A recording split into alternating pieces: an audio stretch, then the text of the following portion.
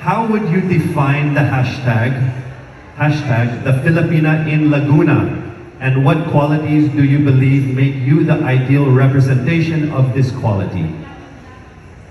She is a transformational leader and beautifully confident. I'm a firm believer that the Filipina in Laguna is someone who will illuminate paths of hopes and possibilities, creating a ripple effect of change that resonates across the universe. I stand here fueled by purpose that drives me to uplift those in need.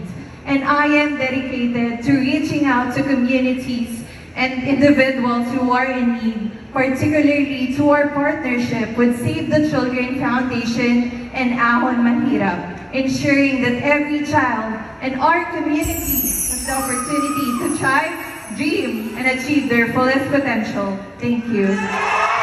Thank you so much, and the candidate number 9. Thank you.